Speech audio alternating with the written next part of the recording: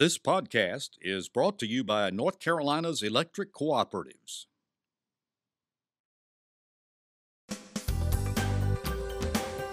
This is NC Spin, an unrehearsed discussion on issues of interest to North Carolinians. Now, here is your moderator, Tom Campbell. Thank you for watching NC Spin. Our Labor Day edition is full of juicy debate about the most current issues. The two big stories of this week involve the elections and the Silent Sam saga. We begin by asking if we'll ever vote on congressional races following a court decision saying that the districts must change. The legislature changed the wording on two proposed constitutional amendments to satisfy a court ruling, but Governor Cooper and others say they still don't clarify their intent. And the Silent Sam controversy continues as we talk about separate meetings of the UNC trustees and UNC Board of Governors. And it's not NC Spin if our panel doesn't tell us something we don't know. So welcome this week's seasoned panel, including Brad Crone, political analyst and consultant, Chris Fitzsimon, our senior political analyst, John Hood, syndicated columnist and author, and Becki Gray with the John Locke Foundation. Well, we'll begin our uninterrupted debate after these brief messages from our underwriters. From treating the newest member of your family to helping a loved one make end-of-life decisions, your family physician is with you every step, for every stage of life, for every member of your family. Despite a healthcare landscape fraught with potential landmines, family physicians across North Carolina are providing you a lifetime of committed, dependable medical care. Family Physicians, your trusted healthcare advisor for life. Production underwriting support provided in part by the more than 65,000 members of the North Carolina Retired Governmental Employees Association. Agriculture. It's North Carolina's #1 economic driver. It puts people to work. It powers our economy. And as agriculture grows, so does our quality of life. North Carolina Farm Bureau is proud to support agriculture and our farmers because agriculture connects us all. Let's get started. There's so many facets to the election drama unfolding in our state, it's almost hard to figure out where to start. So let's begin with the U.S. Fourth Circuit Court of Appeals decision Monday that said that our congressional districts are blatantly drawn for partisan advantage and must be reconfigured. This case has been ongoing since the redistricting of 2011. First, the court declared them racially gerrymandered. Then, when the lawmakers redrew the districts in 2015, the court said they were politically gerrymandered. Well, the U.S. Supreme Court refused to rule on the issue earlier this summer and kicked them back to the Fourth Circuit. Well, Monday's decision has everybody asking whether or not we're ever going to hold congressional elections in November. And I want to ask Becki Gray, the court said both sides were to present their recommendations as to how to proceed on Friday. But in the process, the legislature appealed directly to the Supreme Court, asking them to expedite a decision and to stay the Fourth Circuit ruling. How fast do you think that can take place? Well, I think it's going to have to take place very quickly because we're, getting closer and closer and closer to the election. We're really bumping up against those deadlines to have the ballots printed, to get those distributed, particularly to our military personnel across not just across the country, but across the world. So there's a real tight time frame on this. And it seems like there's two choices here. Either we can go with the maps like they are now because of this time frame that we're working with, or we can have a special election, which seems like it's just going to throw everything into chaos. Let's play what if, Brad. Suppose the Supreme Court says they're going to consider this case. Now, we know the court split 4-4. Do you expect any different decision from that? In the event it's 4-4, it goes right back to the fourth. But I do believe that Chief Justice Roberts will step in. It'll be next week. I do not see him allowing the Fourth Circuit to monkey or to throw a wrench into the process this far into the election cycle. A lot of people are saying that, Chris. So far as it goes, how can the court not acknowledge gerrymandering. I mean, we've had 2 elections now in which we've had districts that courts have said were unconstitutional. If they allow this election to take place using the districts that we voted on in May, what does it say? Well, that's a good question. A couple things to keep in mind, though. We have had elections under unconstitutional districts before, sadly, and we've had them now. It turns out we've had them in North Carolina. The court has allowed that in the past and then tried to take up a remedy or deal with it the next election. The reason they said gerrymandering, that this is new. It used to be gerrymandering we didn't think was illegal. We thought it was wrong. But I think that there's a growing body of feeling in the country and I think on courts that extreme gerrymandering does violate people's voting rights who live in these districts. And remember, famously, David Lewis said the only reason we have 10 Republican districts out of 13 in North Carolina, an evenly divided state, is because it couldn't figure out how to draw 11. John, I think that's in the background of all these cases. So, John, this Court of Appeals verdict indicated that they may consider having their own special master draw maps rather than giving the legislature another crack at it. Yes, the Judge Wynn, who is leading this effort by the Fourth Circuit, simply wants to take advantage of a 4-4 split that's not going to persist into next year. There will be a 5th justice. It is very unlikely the Supreme Court will ultimately uphold Wynn, as he well knows.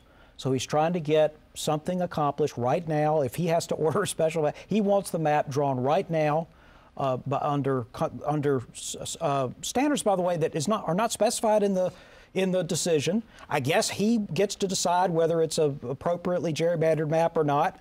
It's not going to stick. Those districts would not stand in 2020. Courts make that decision. They do not ever decide that partisan gerrymandering is or is not acceptable. But it's their judgment on what is racially gerrymandered. That's what judges do. They interpret what people do. That's part of the job. I think Judge Wynn has merits. I think he's clearly right. I think the maps are problematic.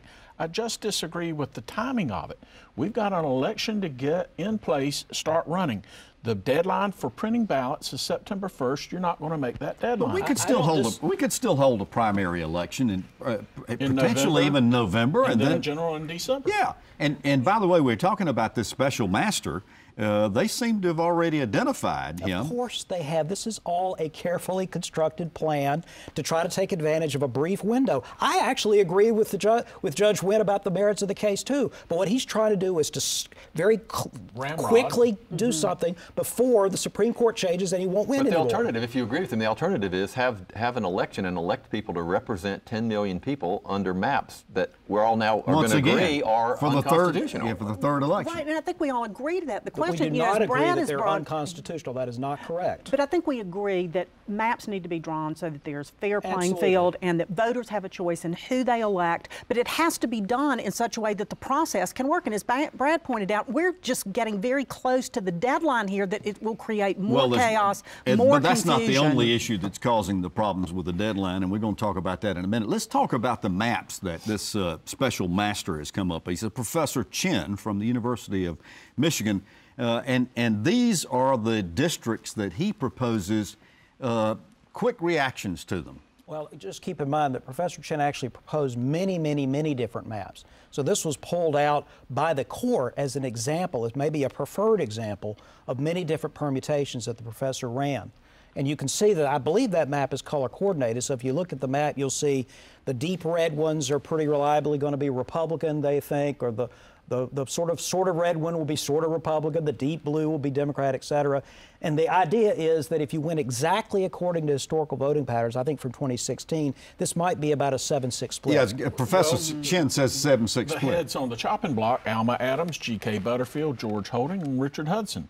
So clearly you've got incumbent members of Congress sitting right now who are threatened by a map that's drawn here that we've seen. And they obviously aren't going to like that, Chris. No, but I mean, to me, this gives this kind of map more credibility because the map isn't drawn for Democratic or Republican, shouldn't be drawn to protect a member of Congress. It should be drawn to make it easier for the voters to understand who represents them. They have a community of interest. They're compact. That's one of the first criteria if you want to get out away from redistricting is don't look where people live. But to your point, Becki, the judges said that North Carolina has already demonstrated it doesn't mind doing away with primary elections because they did so earlier this year.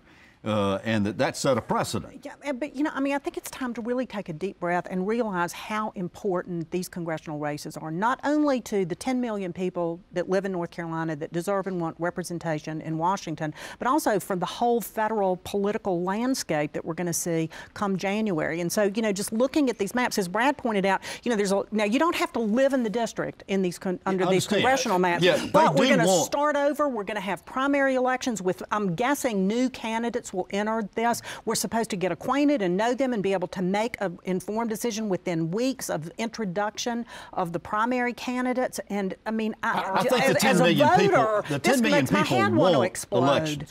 But they want elections in fair districts. Well, they do, and the maps have got to be sensitive, I believe, to the Voting Rights Act and how the state of North Carolina complies with that, and we need judicial guidance there. What do you think of the notion of coming up, David Daley, who wrote the book on how the Republicans ended up by taking control of state legislatures as well as Congress, proposes we go to an RCA, a ranked choice vote.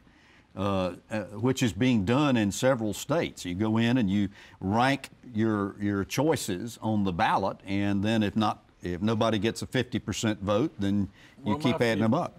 I'm familiar with it. We've tried it in Cary in a local election a few years ago. And a judicial election, as I recall. And I don't think the success rate was what the Board of Elections was looking for. I just see that as very, very complicated. Chris, President Trump was in Charlotte Friday. A lot of people got really upset about that because the motorcade and all the presidential hoopla interrupted people while they were trying to get out of town for their Labor Day holidays. Is that going to help or hurt Mark Harris and Ted Budd, the two candidates he's going to help? Well, I guess it depends on what the goal of their being with him would be. One would, certainly he's raising money, so that'll help them. Secondly, he energizes their base. But, you know, his popularity this past, I think it was Friday, this morning came out, his unpopularity across the country is now 60%. It's a new high in unpopularity. It's a mixed bag. Well, I think we need a new popularity poll in North Carolina, John, after he just announced that he's not going to have any pay raises for federal officials. And North Carolina has 46,000 people who are employed by the federal government. Yes, and millions of people who are not, who may hear that statement differently. Just like anything else, politics, whatever you make an announcement, some people like it, some people don't. All right, final question on this subject. The Court of Appeals this past week ruled that Chris Anglin is going to be on the ballot in November if we have an election, and he is going to appear as a Republican.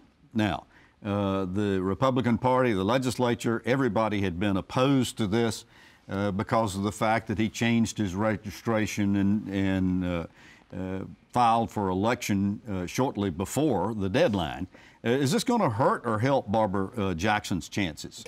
Who knows how it's going to turn out. I will say from a personal standpoint, Anglin's consultant is Perry Woods, a very prominent Democrat consultant in town, and we don't have any uproar coming from the Democratic Party about that.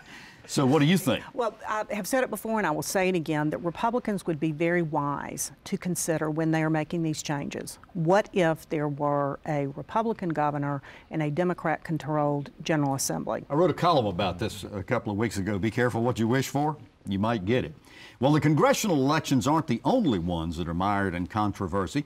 Last week, we told you about a three-judge panel of Superior Court judges who ruled that two of the proposed constitutional amendments were too vague and ordered them clarified or removed from the ballot. The legislature quickly convened in special session and revised the wording, but will these revisions really satisfy the court? Will it remove the opposition the 5 former governors and 6 former chief justices had over the amendments? Brad, with so much confusion and controversy already, our state Supreme Court ordered the State Elections Board to halt the preparation of ballots due to the legal challenge from the NAACP. Now, federal election laws say that the absentee ballot needs to begin no later than February 22nd, but it takes 21 days to get the ballots printed. What's going to happen here? I don't know. I'm really worried about it because I don't think, in my memory, Tom, I can never think of a time where we missed the deadline to have ballots available. The print deadline is on September the 1st. We're not going to make that. They're going to have to push it back. There's going to be a tremendous amount of pressure. I think you could have more problems on that if the state misses the federal mandated date for having ballots available for military, overseas, and absentee ballots. What happens? Do we get sued again? What impact? Does a federal judge say, do you push back the election? There are a lot of big questions there. Well, this whole election cycle has been very curious. Governor Cooper went to the Supreme Court asking them to stay the whole constitutional amendments question, reaffirm the fact taking those two amendments off the ballot. They refused to do so. He's back in court now again, saying they're still too misleading. What's the three-judge panel going to do? They were meeting Friday to discuss all of this. Well, I mean, in this current environment, I wouldn't begin to predict what any judges are going to do in these things. But what I think they should do is just let people vote. You know, the Republicans were asked to rewrite the ballot questions so that they were clearer to voters. Give voters some credit that, you know, we know what we're doing. Usually when people go in, if they don't understand a question, they answer no to it. At this point, just, you know, like Brad said, let's get those ballots printed. Let's get it on there. Let's put it before the voters and, you know, let's go. My question after reading and studying all of this week is, what do those 5 former governors think? And what do those 6 former chief justices of the Supreme Court? So I reached out to them to try to get some information. The 2 former Republican governors issued a statement from the state Republican Party in which, if you read the statement, they're opposed to the 2 amendments in principle, but less so than they were saying that they weren't going to vote for. I got 2 of the 3 Democratic governors who said that they were prepared to speak together as a group, even though the 2 Republicans had already sounded off on it. I got a very strong feeling they ain't voting for these 2 amendments. And so far as the Supreme Court is concerned, spoke to a former Chief Justice who said, no way, Jose, I am not just opposed to the wording, I'm opposed to the concept of all of this. Does that hold any sway with anybody, Chris? Well, I think it does. I think it was a big deal when all the governors, Democrats and Republicans, spoke out against these 2 amendments. I think they're all still opposed, although, as you point out, maybe not quite as vociferously as they were, but I'm not sure that message will get to all the voters unless there's a sustained campaign to do it. You know, the other thing is, I mean, the General Assembly could have let a bipartisan 2-to-1, even though the Democrats controlled it, commission write the wording for the ballots as they had originally intended to do, and they didn't do that. They refused to allow that. They came into session, did the wording themselves. Then there was a lawsuit about the wording. Now there's another lawsuit about the wording. So the blame certainly isn't all for people challenging these amendments. If we have a problem with the election. Speaker Moore, though, John, says that 34 states have some sort of screening system for judicial appointments, and that there are not that many states that actually give the governor the right to appoint judges. Now, Judge Bob Orr, who is a panelist on this show, says nobody's demonstrated why this hadn't worked in the time that we've had it. What's the justification here? Moore's comments, Speaker Moore's comments, I think were very valid from the standpoint of what other states are doing. Does that mean we got to do it too? No. I will note that many people who are critical of the Judicial Vacancies Amendment, arguing that everything's fine the way it is, on other issues constantly point to other states, say everybody else is doing it a different way and we're out of step. This is a kind of a silly argument. The Speaker's statement was absolutely correct. It doesn't mean it's a good idea. It also doesn't mean it's a bad idea. This is about the merits of the specific questions, which now have been more clearly worded. And what the governor's been trying to do here is to litigate the merits of these amendments in court. That is inappropriate. The broader question, Tom, is, though, it is incremental creep of the legislature taking more power away from an already, what I would submit to you, is a weak governorship and giving it to the themselves. state of North Carolina. So I think that's the broader argument. Becki, they put these amendments on the ballot to start off with because they felt like it was going to increase GOP turnout in November's elections. Some people Are they say still? that. Some people say that. Well, they did. They said it. They said it. You know, there was a column this week in Carolina Journal from Andy Taylor, who looked at that Yes. and made a really good argument of, it really doesn't. That hasn't played out in other states. It hasn't. He did an analysis of the turnout, and it hasn't really played. Tom, just one quick point I want to make too. There's really two things that we're talking about the constitutional amendments at this point. One is the language that is proposed to voters clear enough that they understand what they're voting on? Will they even read it? And then there's the discussion of, is this a good idea? Yeah. So, and the two things really are separate. My question, I'd like very quickly, because I need to move to the last segment, is this all of this controversy going to add fuel to the Nix the Six movement that's been taking place that we've heard about? I think the Democrats are clearly energized. It's going to depend on what your unaffiliated voters do. I still think that if the amendments are on the ballot in their current form, they will pass. Yeah, because a lot of voters just won't vote. Well, because it'll a be lot down of at the voters bottom. might actually like the ideas involved, Tom. Okay, I'll accept They that. poll very well. But Most you had made voters the agree with comment them. several weeks ago that you didn't think a lot of voters would even get down to the bottom of the ballot. Yes, and I'm not going to vote for all the amendments, but I think generally speaking, they're probably popular with most voters. What do you say, Becki? I think as voters, we have a responsibility, and I think most people take that responsibility seriously and will consider each of the 6 amendments, assuming there are 6 on the ballot, as the merits of what that particular amendment is. And I think that we'll see a mixed bag of what actually passes and what doesn't. Chris? I'm not so sure they're all passed. I think if people perceive that, I'm not sure people want to take power away from the governor and change the way we appoint our judges. All right, the other big story this week involves the ongoing emotions surrounding the removal of the Silent Sam monument from UNC Chapel Hill. We saw a protest Saturday night resulted in 11 arrests. On Tuesday, the UNC Board of Trustees and UNC Board of Governors met separately to discuss what, if any, action to take going forward.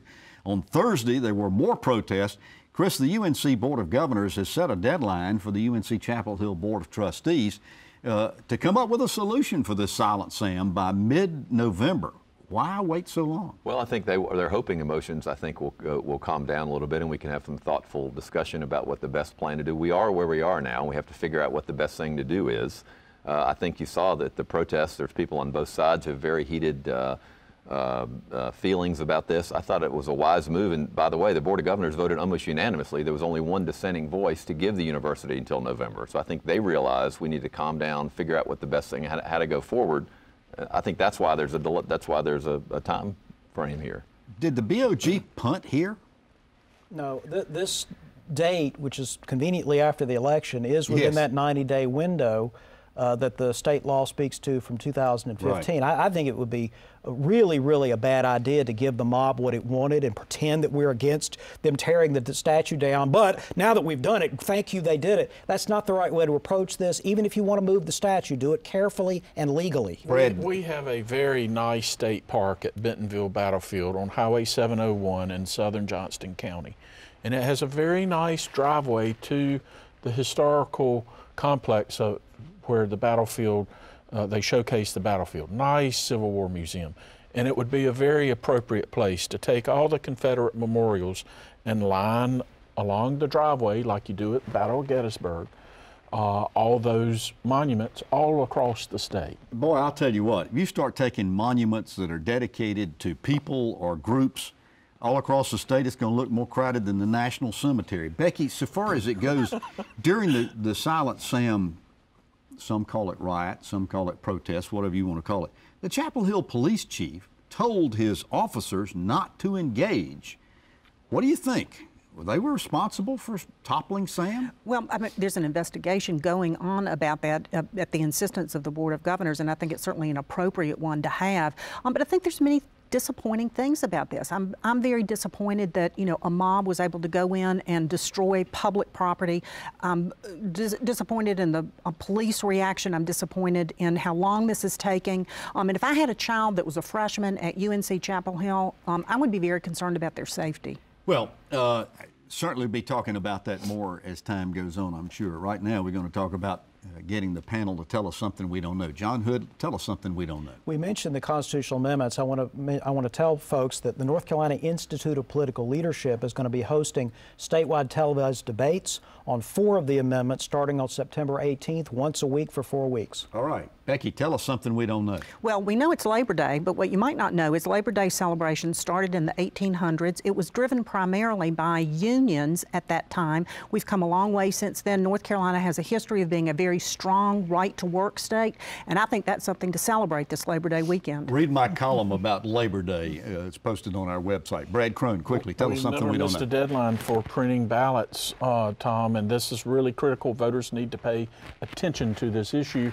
It could have a profound impact on the timing of our elections. Chris Fitzsimon, tell us something we don't know. I think this whole, the Silent Sam controversy, the controversy around Margaret Spellings and Tom Fetzer and all this ought to focus our attention about how important these jobs at the UNC Board of Governors are, who these people are. I'll give you a quick trivia thing that most people don't know. Two of the sitting members of the Board of Governors, David Lewis and John Bell, the House Majority Leader, work for a member of the Board of Governors. Interesting.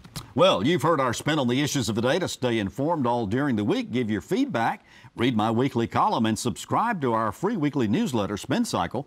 Visit our website, ncspin.com, or catch NC Spin on Facebook, and join us next week when we have more balanced debate for the Old North State. Until then, happy Labor Day, stay informed, and watch out for the spin.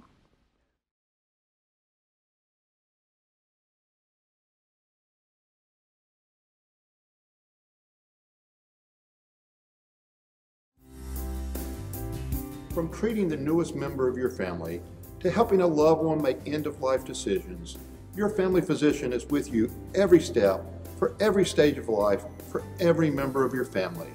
Despite a healthcare landscape fraught with potential landmines, family physicians across North Carolina are providing you a lifetime of committed, dependable medical care.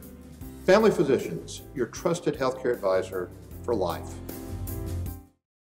Production underwriting support provided in part by the more than 65,000 members of the North Carolina Retired Governmental Employees Association. Agriculture. It's North Carolina's #1 economic driver. It puts people to work. It powers our economy. And as agriculture grows, so does our quality of life. North Carolina Farm Bureau is proud to support agriculture and our farmers because agriculture connects us all. North Carolina Channel is made possible by the financial contributions of viewers like you who support the UNC TV network.